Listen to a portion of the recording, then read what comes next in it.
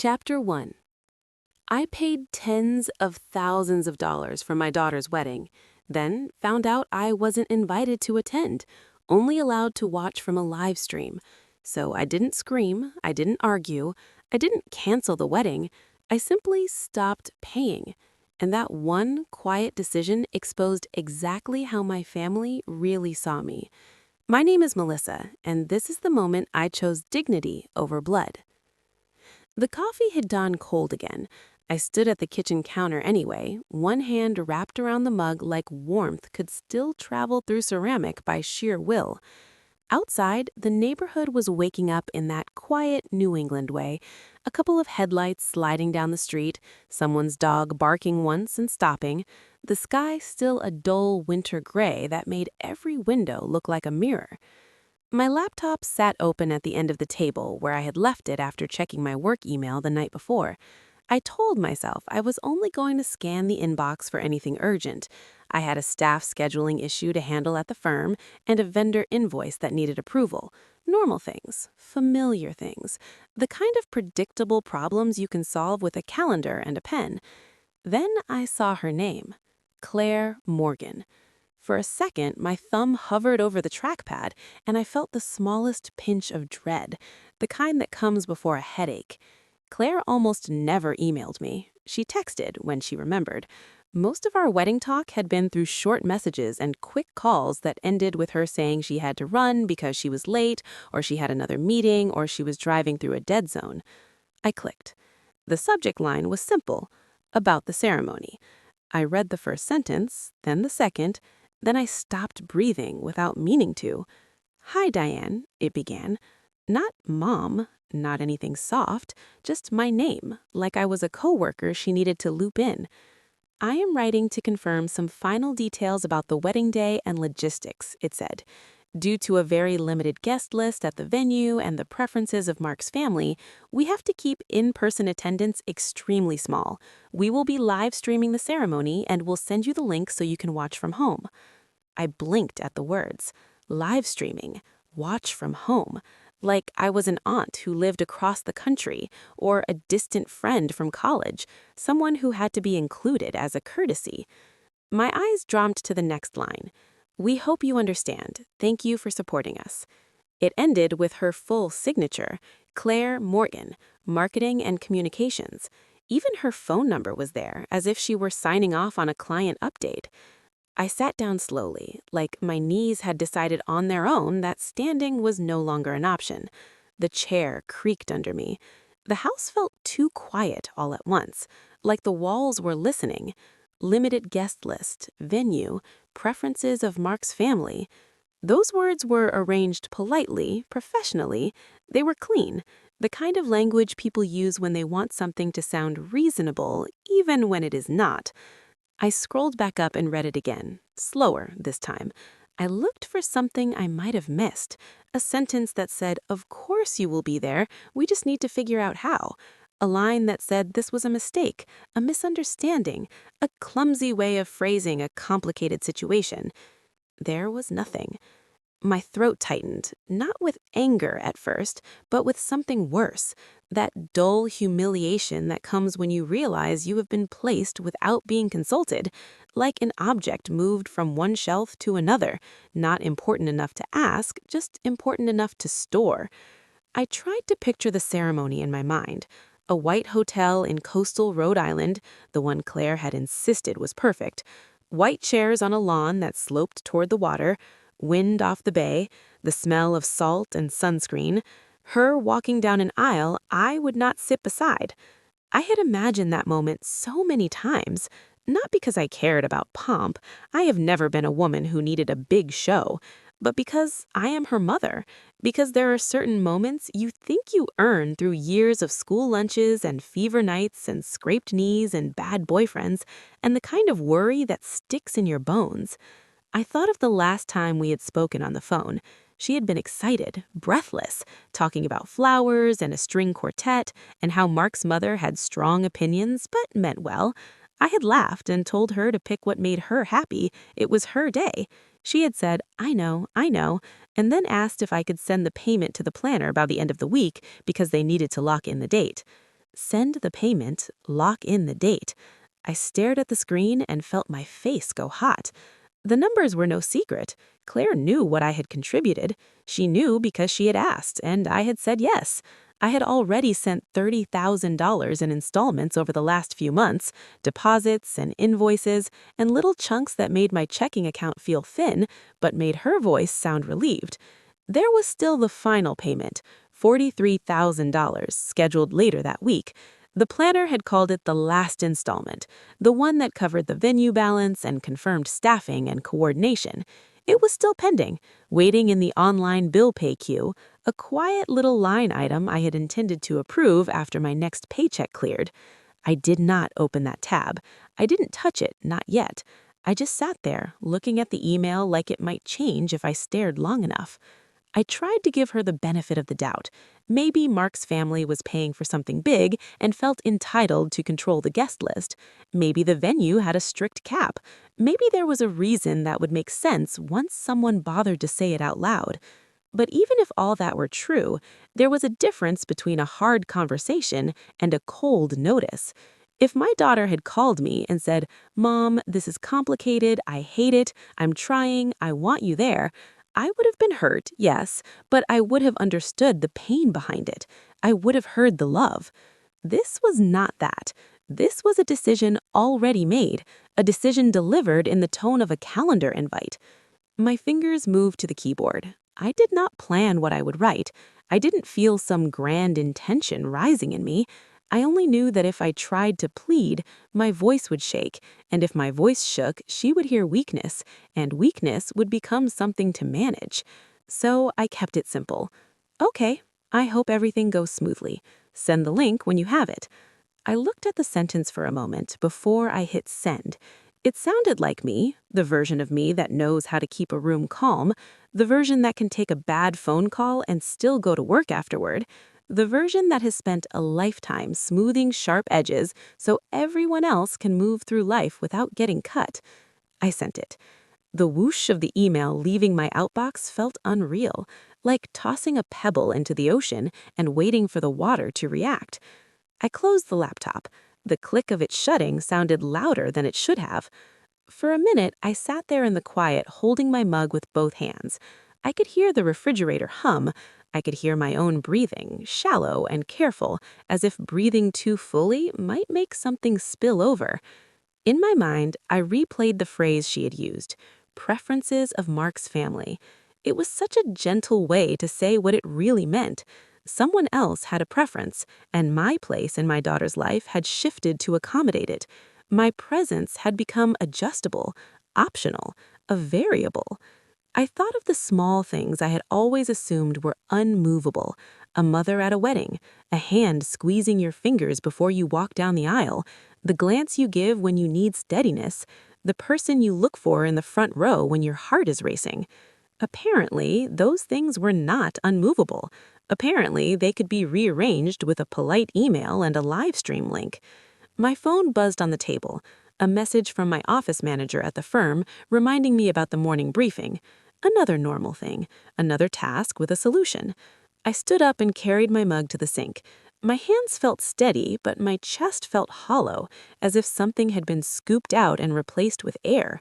I rinsed the cup and set it in the drying rack. I moved through the kitchen, checking lights, locking the back door, the small rituals of a woman who has always made sure the house was safe before leaving.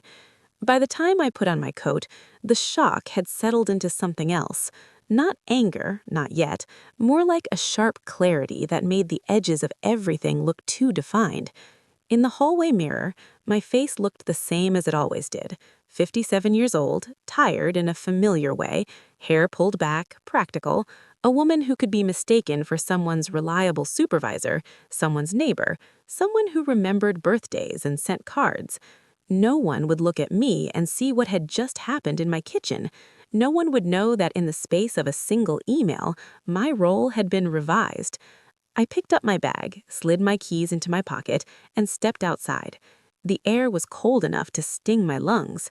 My car waited in the driveway under a thin layer of frost. I started the engine and watched the windshield fall for a moment before the defroster began to clear it. As I pulled away from the curb, my phone buzzed again with a notification from my bank app, a reminder about a pending payment scheduled later that week. I did not open it.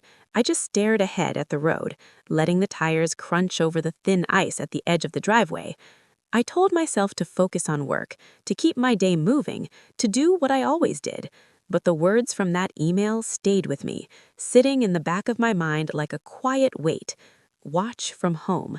And as I drove toward the city, toward the firm where my name still meant something, I realized I had no idea what I was supposed to do with the rest of me, the part of me that had always assumed I would be there. Chapter 2. The traffic thickened as I got closer to downtown, brake lights blooming in front of me like red warnings. I kept my hands at 10 and 2 the way my father taught me, even though I have been driving this route for years.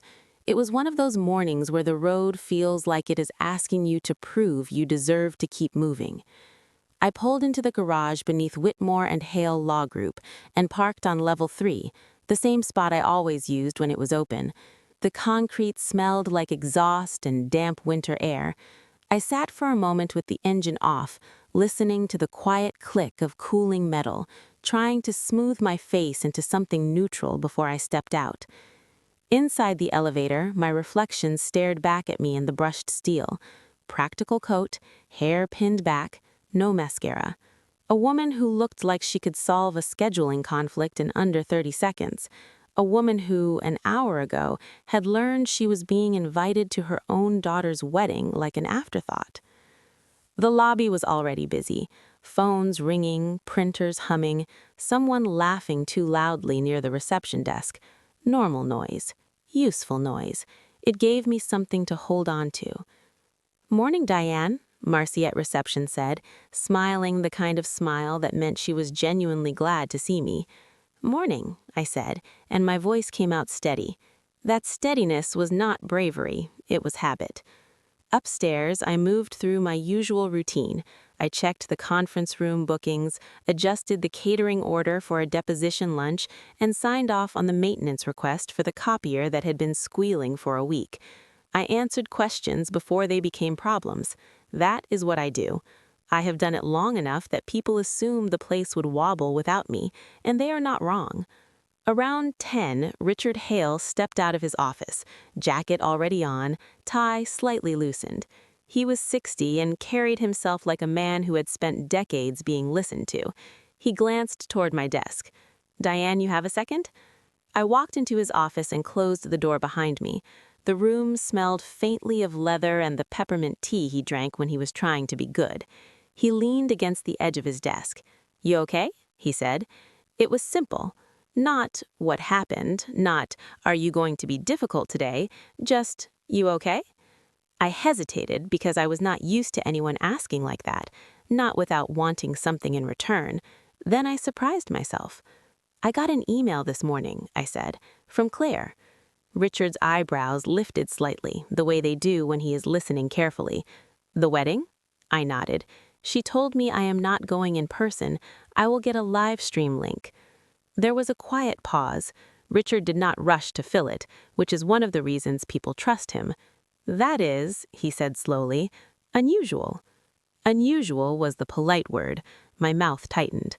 She made it sound like a logistics issue, like I should be grateful for the link. Richard studied my face for a moment.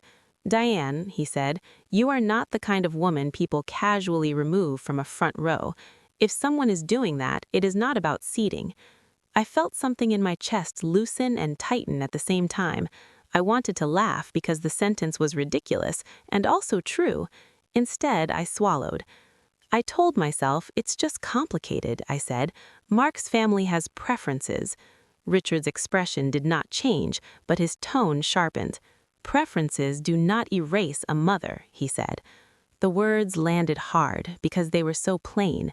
No therapy language, no pep talk, just a fact. I looked down at my hands. "I've already paid a lot toward it," I said, as if money was the part that needed explaining. $30,000. There's another payment scheduled this week." Richard nodded once. "And you were not asked, not consulted?" "No." He exhaled through his nose. Diane, I'm going to say something and you can ignore it if you want. Do not let anyone teach you that your value depends on what you fund. My throat burned. I blinked quickly, annoyed at myself for feeling anything in an office where people expected me to be composed. I'm not trying to make it about me, I said. Richard gave me a look. It already is about you, he said. They made it that way when they decided you could be moved around. He checked his watch, then softened his voice. Take your lunch break today, a real one. Go outside, call someone who actually loves you, and if you need to leave early, do it. The world will not fall apart. I nodded because I couldn't think of anything else to do. When I stepped back out to my desk, the phones were still ringing, the printers still humming. The building did not know my personal life had cracked open. For the next few hours, I worked like I always did, but it felt like I was watching myself from a few inches away. I kept thinking about the difference between my office and my family. Here, people said thank you. Here, when I fixed something, someone noticed. At home, my help had become the air everyone breathed, invisible until it was gone. When Claire was little, she used to wait by the front window when I came home from work. She would press her face to the glass and then run to the door before I could even get my key in. "Mommy," she would shout, like it was the best news of her day. Back then, I thought that kind of love was permanent. I thought it grew into something steadier, not something conditional. My husband, Ben, used to tease me about it. "She worships you," he would say, laughing. He said it with warmth, but there was always a little sadness in his eyes, as if he knew worship is not the same as respect. Ben has been gone 12 years now. He died in 2013, fast and unfair, leaving me with a house full of quiet and 2 children who still needed everything. I learned how to be both parents without ever saying those words out loud. I learned how to stretch paychecks, how to sign permission slips, how to fix a broken kitchen drawer with a screwdriver while talking someone through a school project. I did it because that's what you do when you love someone. No one forced me. No one held a contract to my head. But somewhere along the way, helping became expected, not appreciated. Expected. Around 2:30, my phone buzzed. Thomas. I stared at the screen for a moment before answering. My son was 27 now, in graduate school, brilliant in a way that made me proud and tired. He could build an argument out of air. "Hey," I said.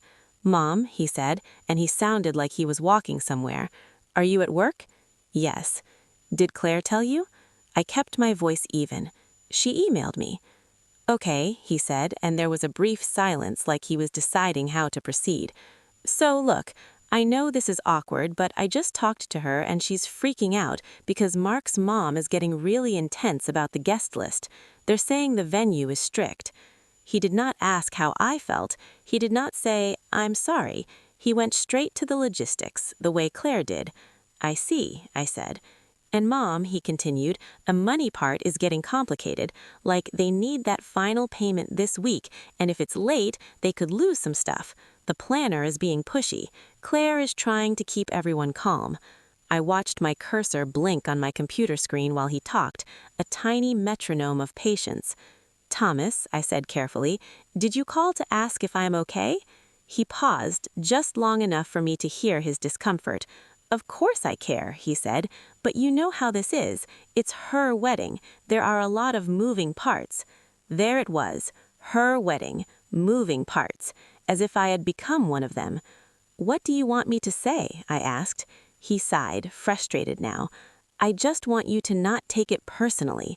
Like, Claire loves you. This is more about Mark's family and how they do things. His mom is, particular." Particular, another soft word for control. "So I should watch from a link," I said, and my voice stayed calm even as my stomach turned. "I'm at work," I said. "I have a meeting in 5 minutes." "Okay," Thomas said quickly. "Just don't make this harder than it has to be. Claire is under a ton of stress." I ended the call and sat there staring at my desk, at the neat stack of mail and the list of tasks I had already completed. My chest felt tight, not because Thomas had been cruel, but because he had been so ordinary about it, like my hurt was an inconvenience. Mark, the man Claire was marrying, had not called, not once, not even a bland, "I'm sorry about the confusion" message. His silence felt like a decision, too, a way of letting the women handle the mess while he stayed clean. And his mother, the one with the preferences, was a shadow in all of this. I had met her twice. Perfect hair, perfect smile, questions that sounded polite but landed like evaluations. When she shook my hand, her grip was light, and I remember thinking she didn't want to catch anything from me, something messy like need. I looked out the window at the gray sky and the street below. Cars moved, people moved, life kept moving. In my head, the email replayed itself, not as words, but as a feeling. Adjustable. Optional. I shut down my computer at 5:30 and walked to the garage with my bag on my shoulder. The building behind me buzzed with the kind of importance that was measured in billable hours. The air outside was cold and sharp. I climbed into my car and started the engine. I didn't decide anything, not yet. I just drove, letting the road carry me home while the question I had avoided all day finally rose to the surface, quiet and undeniable. When did love turn into an invoice? Chapter 3. The next morning, I woke up before my alarm, the way you do when your mind has been running all night without your permission. I lay there staring at the ceiling, listening to the heat kick on and off, feeling that question sit heavy in my chest. Not angry exactly, not yet. More like the kind of clarity that makes everything look too sharp. By the time I got to the kitchen, the house was still dark. I made coffee, then forgot to drink it. I opened my laptop at the table and pulled up the wedding folder I had saved months ago when my daughter asked me to help keep things organized. I had named it Wedding Details, like a woman who still believed details were the point. My name is Marissa Lane. I am 58. I work as an operations manager at Hartwell and Pierce Law Group in Providence. I can read contracts in the same way some people read recipes. I can tell when a sentence is trying to hide something because I have spent a career watching people bury intentions under polite language. I clicked on the agreement with the wedding planner, Brooke Dalton. There it was. Page 3. Payment schedule. Deposit received. Second installment received. Third installment received. Final installment due by Friday. Amount $45,000. Underneath, in smaller print, the part most people never read, the conditions for termination. The planner could cancel services if final payment was not received by the due date. The venue could release the date if the balance was not paid according to schedule. Fees were non-refundable based on work already performed. It was written cleanly, like the contract was simply describing weather. I did not feel panicked reading it. I felt steady. That surprised me. The payment was still pending in my online banking, scheduled but not processed, a quiet line waiting for my approval. I had not clicked confirm yet. I had not moved the money. The decision was still mine, still sitting in that small space between intention and action. My phone was on the table beside the laptop. I stared at it, then picked it up and scrolled to the contact I had saved months ago, the financial advisor I met through the firm's retirement plan, Adrian Torres. Practical, calm, never dramatic. I tapped call. He answered on the second ring. "Good morning, Marissa. You sound like you were up early." "I am," I said. My voice sounded normal, which felt strange. "I have a question. It is about a payment, a large payment." "Okay," he said. "Talk to me." I looked back at the contract on my screen. I scheduled a payment for a service. It has not gone through yet. If I decide not to proceed, am I allowed to stop it without it becoming some kind of legal problem? There was a pause, not long, just the sound of him shifting into work mode. "Is there a signed contract?" "Yes." "Are you personally obligated to pay, or was it a voluntary contribution?" I swallowed. "It is a voluntary contribution. I agreed to help my daughter with her wedding. The vendor agreement is under my daughter's name, but I was the one making the payments." "That helps," Adrian said. If the contract is not in your name, then your legal obligation is limited. Your practical obligation is whatever you choose. The vendor can enforce their contract with your daughter, not with you, unless you signed as a guarantor. I did not, I said. I was sure. I would remember. I always remember. Then stopping a scheduled payment is not illegal, he said. It may have consequences for your daughter's arrangements, but that is not a legal violation on your part. It is you choosing not to give a gift. I felt my chest tighten, then loosen.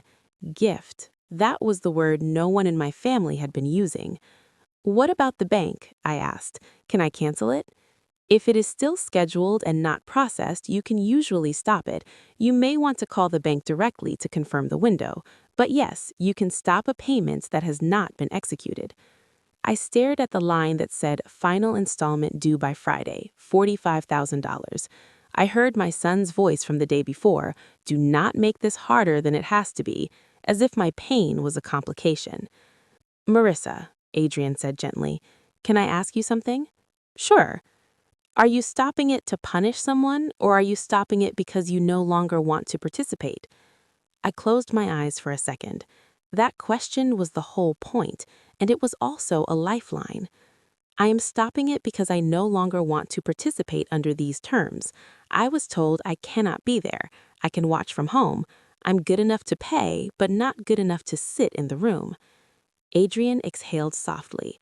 Then you are not punishing them. You are setting a boundary. Those feel similar to the people who benefit from you not having one. I let that settle. Thank you, I said. Whatever you decide, he replied, make sure you can live with it in a year, not in a week, not when someone is angry, in a year. After I hung up, I sat there for a full minute with my hand on the mouse, thinking about my life in years, not weeks. In years, I wanted peace. In years, I wanted to be someone who did not negotiate her worth like a discount. I opened my bank app. The payment sat there, waiting. I clicked cancel. The screen asked me to confirm. Are you sure you want to stop this transaction? I stared at that question like it was meant to judge me. Then I clicked yes. A small confirmation appeared. Payment canceled. No thunder, no warning siren, just a quiet change in status, like I had moved one chess piece and the board had not reacted yet. I placed one call next, the one that made it real. Brooke Dalton. She answered with the bright voice of someone who lives on timelines. Marissa, hi, how are we doing today? I need to talk about the final installment, I said. There was a slight pause, a professional recalibration. Of course, we are due to process that by Friday. I will not be authorizing it. I need you to pause any further actions contingent on that payment. Another pause. I could almost see her blinking. Okay, she said carefully. Is there a reason? I'm stepping back from funding. I understand the contract is with my daughter. I'm not disputing your work. I'm just not continuing the payment. Brooke's voice softened into something more human. Marissa, I want to make sure you understand what that means for the date. I understand, I said. And I did. All right, she said. I will notify the couple that the payment is not coming through. I have to for planning purposes. That is fine. Thank you. When the call ended, my hands were still steady. That surprised me too. I expected guilt, panic, something dramatic. Instead, I felt like I had finally put down a heavy bag I had been carrying without realizing the strap was cutting into my shoulder. The first call came less than 15 minutes later. My daughter, Natalie. I watched the phone ring until the third buzz before I answered. Hi. What did you do? Her voice was high, tight, not her usual composed tone. Mom, Brooke just called me. She said the final payment is canceled. Please tell me there's a mistake. There it was. Not, how are you? Not, why would you feel hurt? Just, what did you do? I stopped the payment, I said. Why? She demanded, and then her voice cracked. We need that. You know we need that. The venue is going to release the date. I know, I said. Mom, this is my wedding, she said, as if I had forgotten the one fact everyone remembered. And I'm your mother, I replied, still calm, though my throat felt raw. I was told I cannot be there. That is not what I said, she shot back. I said we have limited seats. It's complicated. It was not complicated enough to call me. It was simple enough to email me. There was a silence, and in it I could hear her breathing fast, like she was trying to keep herself from unraveling. "Please," she said, and the word was smaller than everything else she had said. "You can't do this. Mark's parents are furious. His mom is saying we'll look ridiculous. She thinks you're trying to sabotage us." I did not respond to that. I did not defend myself. I did not argue about his mother. I let the truth sit where it belonged. "Natalie," I said finally, "did you think I would pay $45,000 to watch my own daughter get married on a screen?" She made a sound, half exhale, half sob. "You're making this about you." "It became about me when you decided I could be moved out of the room," I said. I did not yell. I did not threaten. I simply stepped back. "Just send it," she pleaded. "Please, we can figure out the seating. I can talk to Mark. I can talk to his mom. We can make it work." We can. Now that money was gone, suddenly we can. "I have to go," I said. "I'm getting ready for work." "Mom, don't do this. Please don't do this." I ended the call, not because I didn't care, but because I cared enough to know that if I stayed on the line, I would start explaining myself, and I was tired of explaining the obvious. My phone rang almost immediately. Evan, my son. I answered because ignoring him would bring him to my door.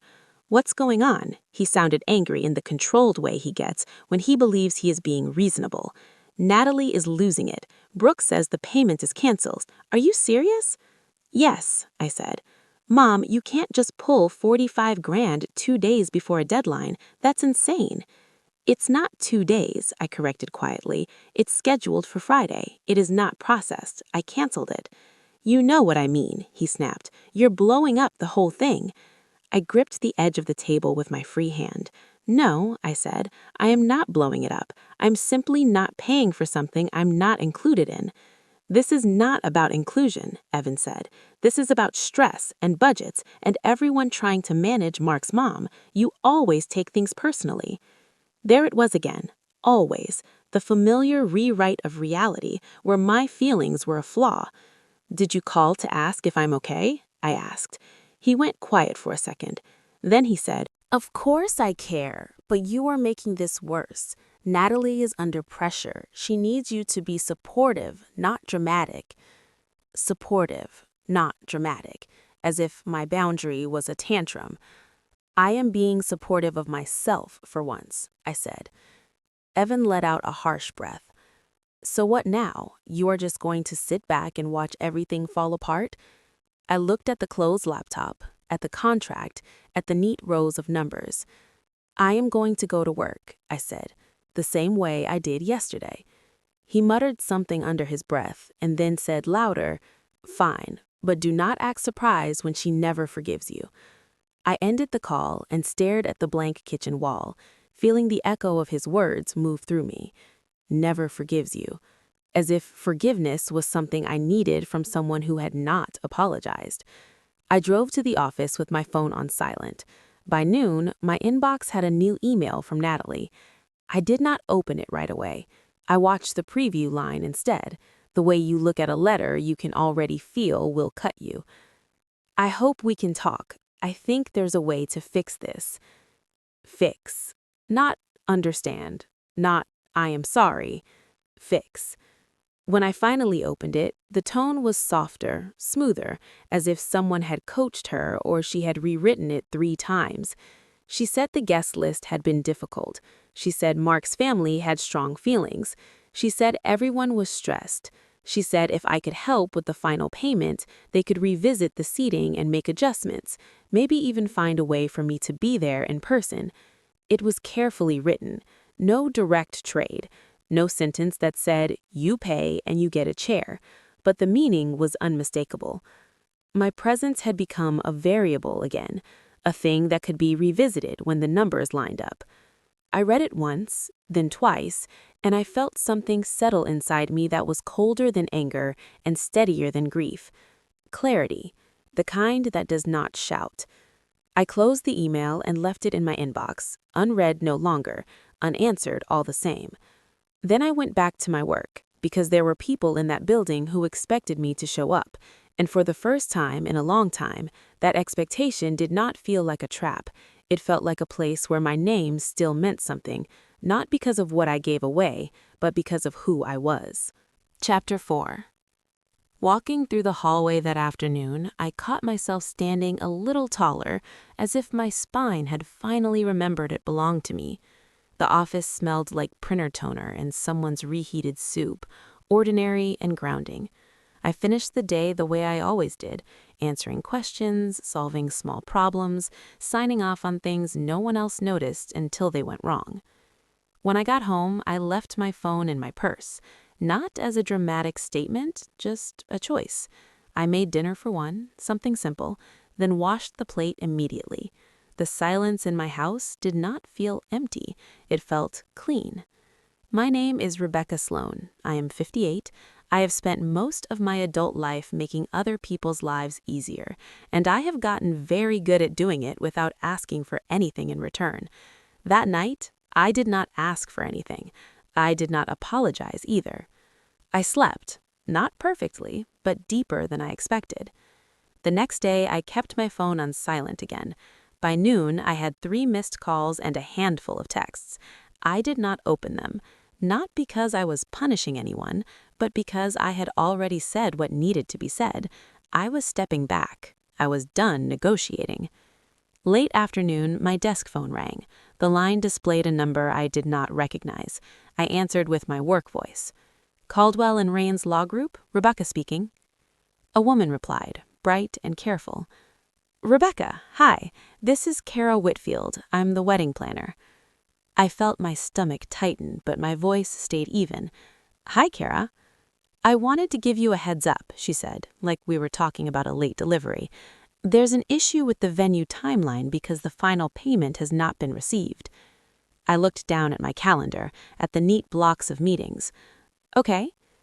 She hesitated. "I know you said you were stepping back from the funding. I respect that.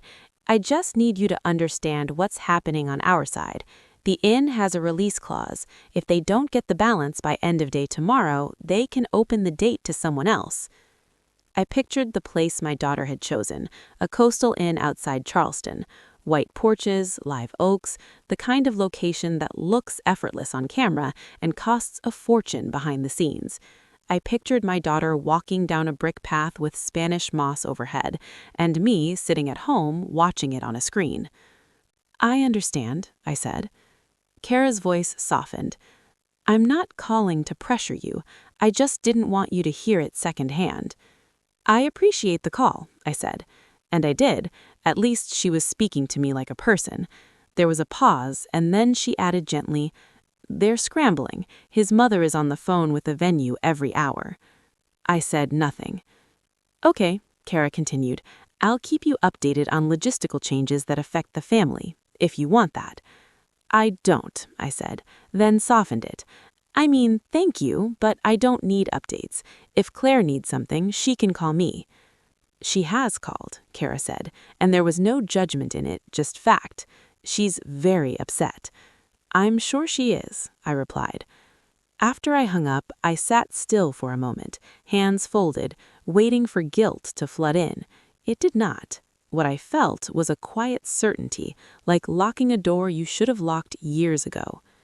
At 5, my boss, Dean Caldwell, stopped by my desk. Dean was 61, silver hair, sharp suits, the kind of authority that made people straighten their posture when he walked by. "Rebecca," he said, "you have a minute?" I followed him into his office. The view overlooked the river, gray water sliding past the city. He leaned back in his chair and looked at me the way he did when something mattered. "I got a call from a client this afternoon," he said. "He wanted to know how we keep the place running smoothly even when everything is on fire." I waited, unsure where this was going. Dean smiled. I told him the truth. "We have you."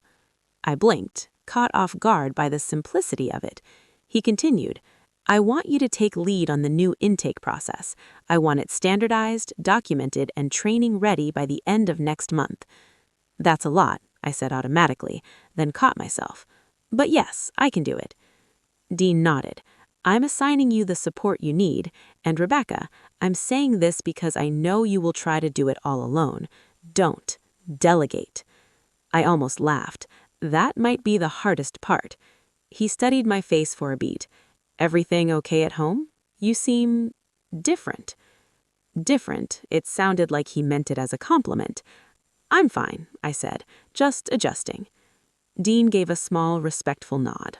All right, if you need flexibility, take it. You've earned it. When I left his office, the air felt lighter, not because work solved my personal life, but because it reminded me of something I had forgotten. I was not invisible everywhere. I was not optional everywhere. The calls started again as soon as I got to my car. My daughter, Maya. I watched it ring out. Then my son, Luke, ring out. Then a number I didn't recognize again, which I suspected belonged to my future mother-in-law, Patricia Hale, a woman who smiled like she was doing you a favor and asked questions like she was collecting evidence. I drove home without answering. That evening, I met Sharon Mills for dinner. Sharon and I had been friends since our 30s, back when our kids were small and we traded babysitting like currency. She was 60, with that steady kind of confidence that comes from having survived things and stopped apologizing for it. We sat at a small Italian place near my house. The waiter brought bread and water, and Sharon studied me over the rim of her glass. "You look like you slept," she said. I gave a short laugh. "Not much." "Then you look like you decided something," she corrected. I didn't bother pretending. I did. Sharon waited, giving me space. I told her in the plainest terms what had happened, the email, the live stream, the scheduled payment, the calls that followed. I kept my voice calm, and the calmness made it sound even more brutal. Sharon listened without interrupting. When I finished, she set her napkin down carefully and leaned in. "Rebecca," she said, "you are not a bank." I looked at my hands, at the faint ink stain on my thumb from work. "They're acting like I am." "They've been acting like you are," Sharon said. "You just stopped playing along." I swallowed. "Maya keeps saying it's complicated." Sharon snorted softly. "Complicated is when there are too many chairs and not enough room. This is simple. They made a choice, and now they want you to pay for it." Her bluntness hit me like cold air. It stung, but it also woke me up. "I keep thinking I should explain," I admitted. "I keep thinking if I say it the right way, they'll understand." Sharon nodded her head. "No, they understand. They just don't agree with you having limits." A muscle in my jaw tightened. "Luke told me I was making it about me." "Of course he did," Sharon said, like we were discussing weather, "because when you stop absorbing everyone else's consequences, they have to absorb them themselves." The waiter came with our food. I thanked him, then stared at the plate as if it might tell me what to do next. Sharon's voice softened. "Do you feel guilty?" I thought about it honestly. "I feel sad. I feel embarrassed. I feel stupid." "You're not stupid," she said. "I should have seen it," whispered I, "the way everything turned into a request, a deadline, a payment, and somehow my feelings were always inconvenient." Sharon reached across the table and touched my hand briefly. "Listen to me," she said. "A boundary feels like betrayal to people who benefit from you having no limits." I breathed out slowly, letting that sentence settle where it belonged. Halfway through dinner, my phone buzzed. I glanced at the screen without opening it. A new email notification. From Maya. Sharon watched my face. "Don't," she said quietly. "I'm not," I replied. We finished dinner talking about anything else. Sharon's garden plans, a new neighbor who played loud music, small, normal things, the kind of conversation that reminded me life was bigger than one family crisis. When I got home, the house greeted me with soft quiet. I hung up my coat, kicked off my shoes, and turned on a lamp in the living room. The warm light made the space feel like mine again. I made tea and sat on the couch with my laptop closed beside me. The email from Maya sat unopened on my phone, a small, glowing temptation. I didn't touch it. Instead, I let myself feel what I had been too busy to feel the last 2 days. The ache of being pushed aside, the grief of realizing your child can rationalize cruelty if it serves a plan, the strange relief of not rushing to fix it. Later, I did open the email, just enough to confirm what I already knew. It was softer than before. It talked about stress, it talked about pressure, it talked about how everyone was doing their best. It said there might be a way to rearrange things, if the financial part could be handled, if the last payment could be made, if we could all be flexible. If. My place in my daughter's life written like a schedule, adjustable depending on the funds. I set the phone face down on the coffee table and stared at the ceiling for a long moment. My heart beat slow and steady. I felt tired, but it was a clean tired, the kind you feel after you stop carrying something that never belonged to you in the first place.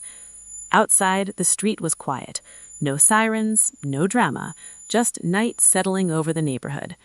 I sat there alone, and for the first time since that email arrived, being alone did not feel like punishment. It felt peace. Chapter 5.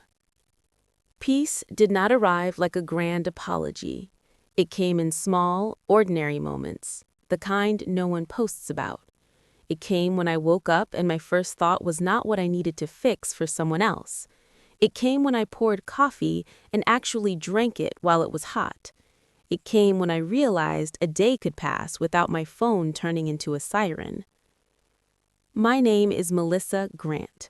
I am 58, and for the first time in a long time, I stopped measuring my love by what I was willing to sacrifice. The wedding happened without me. I know that sounds like a dramatic statement, like I was trying to make it sound bigger than it was, but it was simple. The date arrived and I did not drive to the Coastal Inn outside Savannah. I did not put on a dress. I did not sit in my living room waiting for a link to a live stream. That morning, I woke up early anyway, because habits do not disappear overnight. The house was quiet. The light through my kitchen window was pale and soft, the kind of light that makes everything look gentler than it feels. I stood at the sink, washing a mug that was already clean, just to keep my hands busy. My phone buzzed on the counter, a text from my daughter, Jenna. I did not open it right away. I watched the preview line appear, then fade. Are you coming? The message felt like someone knocking on a door they had already locked me out of. I set the phone face down and took a slow breath. My chest tightened, then eased. I was sad, of course I was sad, but the sadness did not own me. An hour later, another text. We can make room if you hurry. I stared at that one longer. Make room. Like I was a folding chair they could squeeze in if they wanted to. Like my presence was a detail. I thought about everything that had brought us here. The email that treated me like a logistics problem. The calls that treated my feelings like a complication. The soft, carefully worded messages that kept circling back to one point, the money. I thought about the last email Jenna sent me after the planner called her. It had been written like a proposal. If I helped with the last payment, they could revisit the seating, they could adjust, they could figure it out. They could. Only after I stopped funding did my place become negotiable. I did not respond. I did not need to. I drove to the office instead. Caldwell and Rain's law group was quiet on a Saturday, but the front door code still worked, and the lights still turned on, and the building still greeted me like I belonged. I had told myself I was going in to get a head start on the new intake process Dean wanted me to design. In truth, I needed somewhere to put my body so my heart could stop pacing inside my ribs.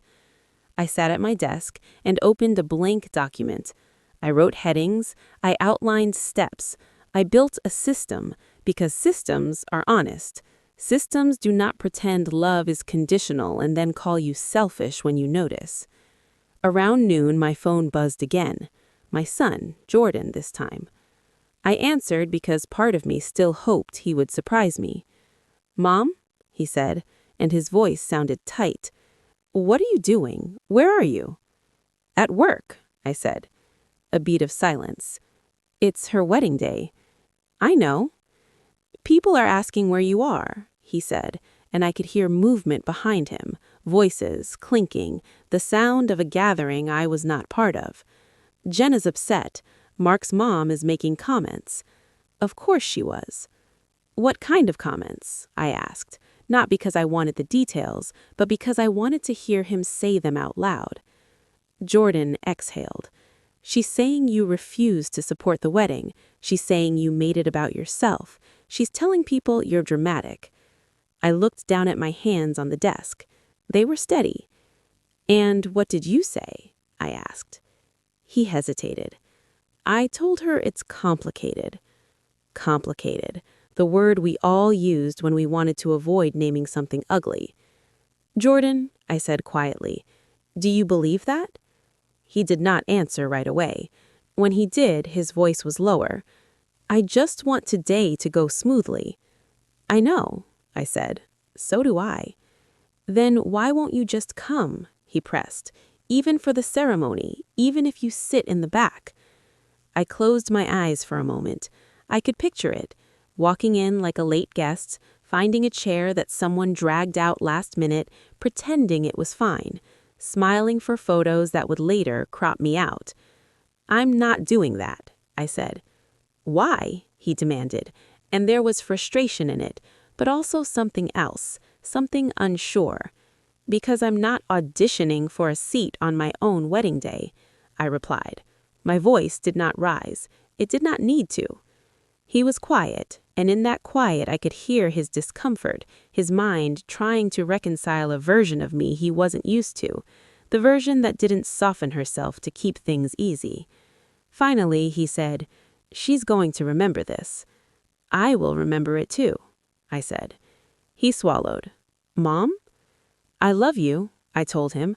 "I love Jenna, but I am done pretending this is normal." He did not have an answer for that. He muttered something about needing to go, then hung up. I sat there for a long time after, staring at the document on my screen. My eyes burned, but I did not cry. The grief was there, but it didn't feel like failure. It felt like truth. I stayed at the office until mid-afternoon, then drove home.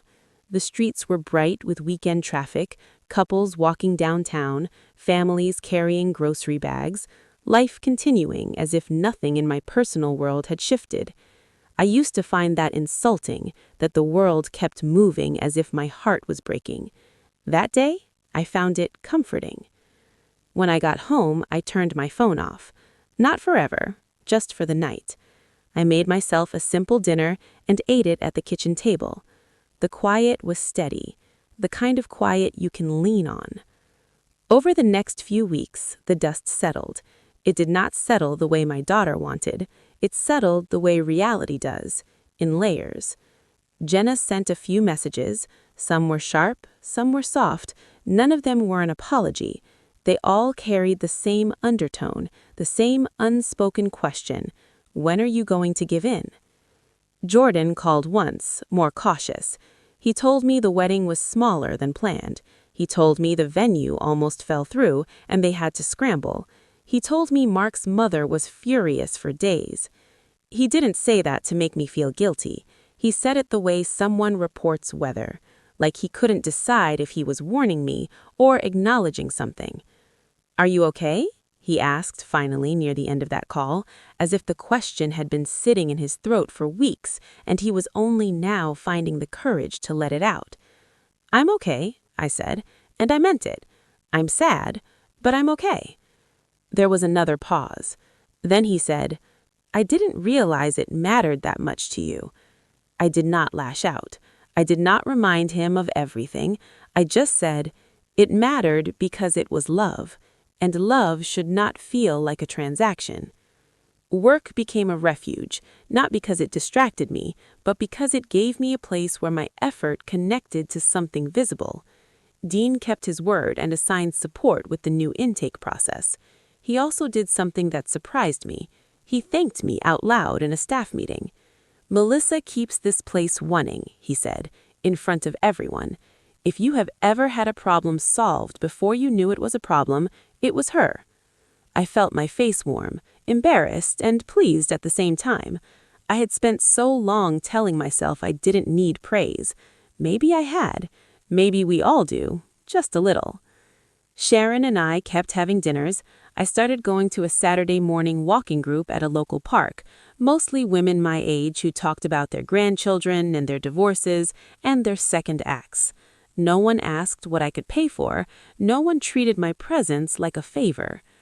One afternoon, months later, Jenna emailed me again. The subject line was just one word: Mom. I opened it with a calm I didn't have before. It was not a dramatic apology.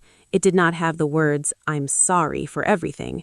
It was careful, defensive in places, but it contained something new. A sentence that read, "I didn't realize how much it would hurt you. I thought you would understand." I stared at that sentence for a long time. Part of me wanted to write back immediately, to pour out everything I had swallowed. Another part of me wanted to punish her with silence. Instead, I closed the laptop. Not because I had nothing to say, but because I had learned something important. I did not owe anyone a response on their timeline. I am not writing this to say I won. There was no victory parade, no moment where everyone suddenly realized I was right and came crawling back. Real life doesn't do that. What I got was something quieter. I got my life back. I got mornings that belonged to me. I got friendships that felt mutual. I got work that recognized me. I got a home that didn't feel like a waiting room. And I got a boundary that I could live with, even when it hurt. If you are listening to this and you have ever felt like your love was being treated like an obligation, like your support was expected but your presence was optional, I want to ask you something. When was the last time you chose your own dignity without apologizing for it? And what do you think would happen in your life if you did it today?